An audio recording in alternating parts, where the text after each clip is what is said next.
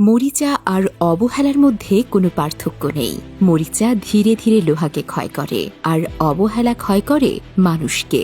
2 হাত দিয়ে একসাথে 10 জনকে মারা যায়, কিন্তু 2 হাত জোর করে একসাথে 100 জনের মন জয় করা যায় না।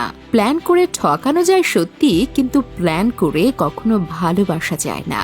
একজন শিক্ষকও আন্তরিকতার সাথে পাশের মেয়েটাকে বলেন, মা, তোমার কি বিয়ে হয়েছে?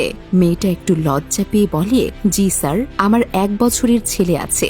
শিক্ষক চট করে দাঁড়ালেন, খুব হাসি খুশি মুখ নিয়ে বললেন, আমরা আজ আমাদের 10 জন প্রিয় মানুষের নাম জানবো। এই কথা বলেই মেয়ের দিকে তাকিয়ে বললেন, মা, আজকে তুমি শিক্ষক, এই নাও চক ডাস্টার, যাও তোমার প্রিয় 10 জন মানুষের নাম লিখো। মেয়েটি বোর্ডে গিয়ে 10 জন মানুষের নাম লিখল। শিক্ষক বললেন, এরা কারা? তাদের পরিচয় ডান পাশে লিখো। মেয়েটা তাদের পরিচয় লিখল।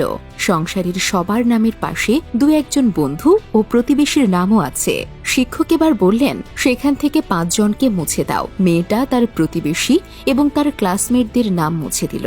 শিক্ষক একটু মুচকি হাসি দিয়ে বললেন, আরো 3 জনের নাম মুছো। মেয়েটা আবার একটু ভাবনায় পড়ল। ক্লাসের সব স্টুডেন্টরাও এবার সিরিয়াসলি নিল বিষয়টা। খুব মনোযোগ দিয়ে দেখলো মেয়েটার সাইকোলজি কিভাবে কাজ করছে। হাত কাঁপছে। সে ধীরে ধীরে তার বেস্ট ফ্রেন্ডের নাম মুছল এবং কান্না কান্না চোখে তার বাবা ও মায়ের নামও মুছে দিল। এখন মেয়েটা অঝরে কাঁদছে। যে মজা নিয়ে ক্লাস শুরু হয়েছিল, সেই মজা আর নেই। ক্লাসের অন্যদের মাঝেও টান টান উত্তেজনা। লিস্টে বাকি আর 2 জনের নাম, মেয়েটার স্বামী আর সন্তান। শিক্ষক আবার বললেন, আরো 1 জনের নাম মুছে ফেলো। কিন্তু মেয়েটা ঠায় দাঁড়িয়ে রইল, কারো নাম আর মুছতে পারছে না। শিক্ষক বললেন, মাগো, এটা একটা খেলা, সাইকোলজিক্যাল খেলা। জাস্ট প্রিয় মানুষদের নাম মুছে দিতে বলেছি, মেরে ফেলতে তো বলিনি। মেয়েটা কাঁপা কাঁপা হাত নিয়ে ছেলেটার নাম মুছে দিল। শিক্ষক এবার মেয়েটার কাছে গেলেন। পকেট থেকে একটা গিফট বের করে বললেন, তোমার মনের ওপর দিয়ে ঝড় বয়ে গেল, তার জন্য আমি দুঃখিত। আর এই গিফট বক্সে 10টা গিফট আছে, তোমার সব প্রিয়জনদের জন্য।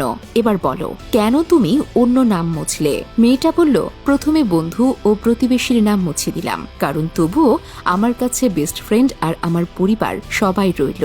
এরপর যখন আরো 3 জনের নাম মুছতে বললেন, তখন বেস্ট ফ্রেন্ড আর মা বাবার নাম মুছে দিলাম। ভাবলাম মা বাবা তো আর চিরদিন বেঁচে থাকবে না, আর বেস্ট ফ্রেন্ড না থাকলে কি হয়েছে, আমার কাছে আমার পুত্র এবং আমার স্বামী বেস্ট ফ্রেন্ড। কিন্তু সবার শেষে যখন 2 জন থেকে 1 জনের নাম মুছতে বললেন, তখন সিদ্ধান্ত নিতে পারছিলাম না। পরে ভেবে দেখলাম, ছেলে তো বড় হয়ে একদিন আমাকে ছেড়ে চলে গেলেও যেতে পারে, কিন্তু ছেলের বাবা তো কোনো দিনও আমাকে ছেড়ে যাবে না। একজনের লেখা পড়ছিলাম, একটা লাইন মাথা থেকে যাচ্ছে না। যারা রবের কাছ থেকে নিতে শিখে গেছে, তাদের আর দুনিয়ার কারো কাছ থেকে কিছু নেওয়ার দরকার নেই। কি শক্তিশালী চিন্তা! যদি রূপ দিয়ে পুরুষের মন জয় করা যেত, তবে এই শহরে সুন্দরী রূপসী একটা মেয়েরও বিচ্ছেদ হতো না। ভালোবাসা বলতে বুঝি প্রথমে ঝগড়া করা, পরে দুজনকে খুব মিস করা, এরপর মান অভিমান সব ভুলে আবারও দুজনে এক হয়ে যাওয়া। 15 থেকে 28 বছর বয়সে যে ভুলে কপালে দুঃখ আসে, তা হলো সময়ের সঠিক ব্যবহার না করা। মনে রাখবেন, সময় একজন মানুষের জীবনের সব থেকে মূল্যবান সম্পদ।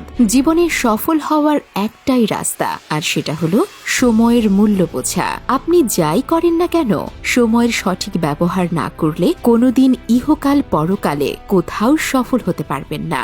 ধন্যবাদ সবাইকে।